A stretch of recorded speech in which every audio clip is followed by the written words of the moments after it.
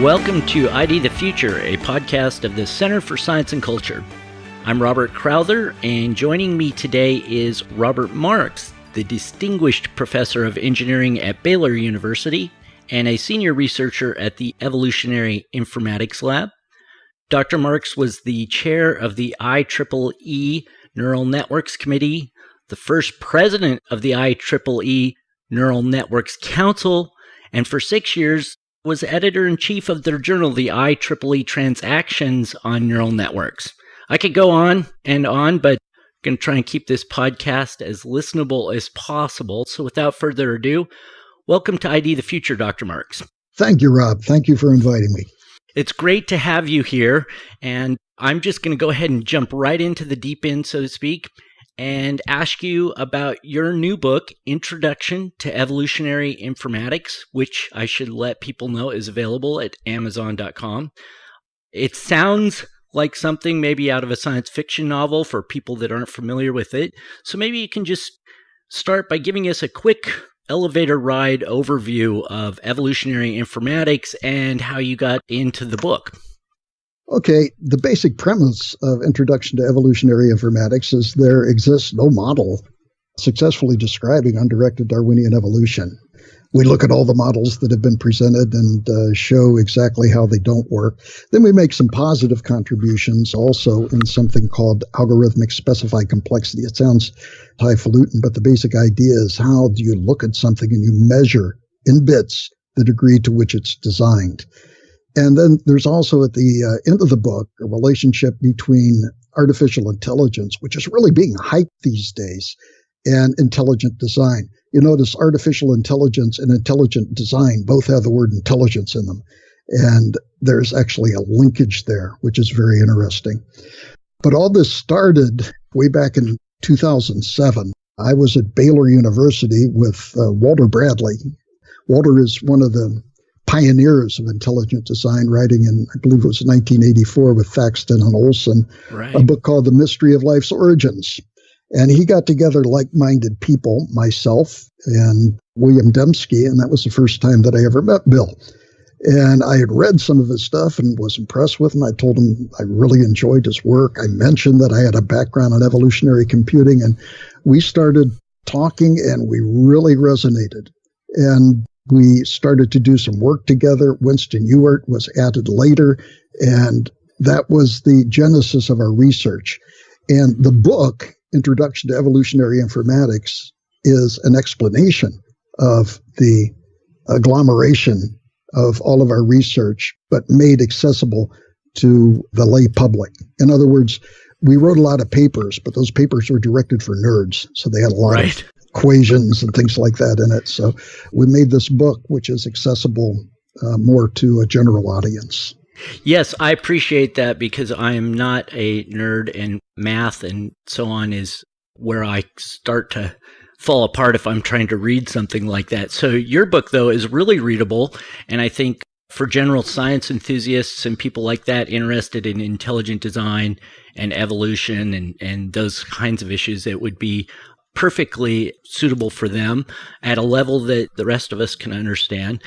You mentioned a couple of things in explaining the book, what's in it. One of the things you mentioned was about intelligent design and artificial intelligence both having intelligence in them.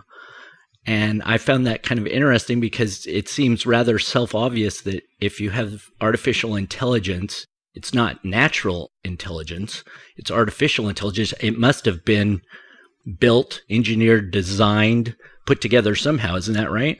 Well, the basic connection is as follows. As I mentioned, there exists no model successfully describing undirected Darwinian evolution. So if the evolutionary process did happen, and our assumption that there is no model, there's no algorithm, there's no recipe, if you will, for Darwinian evolution, means that it's non-computable. Well, a lot of the hype that we see today in artificial intelligence also addresses things which are not computable.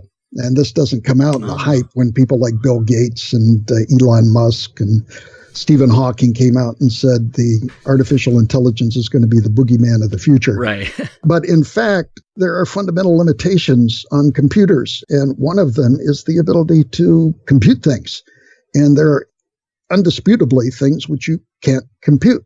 In fact, every freshman computer science major is shown things which you can't compute.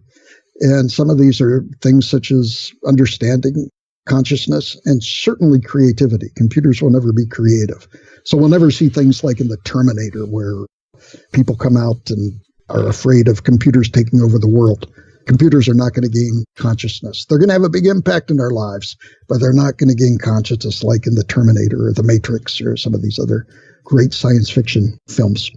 So, and this is exactly the kind of thing that you're talking about in Introduction to Evolutionary Informatics. How do we know what is computable, what's knowable? How do we measure that, right? Yes. In fact, one of the first things that Bill and I did when we met is look at evolutionary computing from my perspective, a whole new perspective, because I had a background in evolutionary computing, but Bill was introducing these ideas that the Darwinian models were actually sneaking information in from the side. And this was covered very nicely in his book, No Free Lunch. Well, I looked at it and came up with actually a measure of how we could actually measure the degree of information which is infused into a search. And it was a measure that we could actually measure in bits. And I called it active information. Bill is more clever in these things and dubbed it active information. And that's what it's called even today. And that was our first paper, which was published in 2009 in the IEEE Transactions on Systems and Cybernetics, one of the leading engineering journals. And it was exciting because at the time, ID was being criticized for not having any peer-reviewed publications. And here we were. We had a very nice peer-reviewed journal publication. It won the ARN top prize for Evolution News of the Year because of that fact. And then we went on and we looked at something called the search for the search. Everybody says, well, you know, evolution happens because, gosh, we're just lucky. Well, what happens if you search for a good search in evolution? And we showed that that was exponentially more difficult. So if you kick the can down the road, the can gets bigger. It gets more difficult. And that was our second publication. So just to be clear, because it's something that I'm still trying to get my head around when you talk about search for search. In evolution, search is finding what? What are they exactly searching for? And then how do you search for that? Exactly. That's a good point. It turns out that my field in computational intelligence, which is a kind of an area of machine intelligence, there are hundreds of different search algorithms, and every engineer has a few of their favorites. And it used to be, before 1998, everybody thought that maybe their search algorithm could beat up somebody else's search algorithm. But in 1998, Walpert and McCready came out with a great paper, classic paper, that kind of disrupted the machine intelligence community by saying that in general, one search on average was no better than any other search if you didn't have domain expertise, if you brought no information about what you were trying to accomplish. So therefore, a search for a search could be looked at as choosing from this incredibly long list of search algorithms, or even more generally, trying to come up with a computer algorithm to do your search in the most efficient manner possible. And that's what we call the search for the search. Right. So in Darwinian evolution, of course, there's no end game sort of plan. It's an unguided process. So that's exactly what you're talking about. There's no infused information.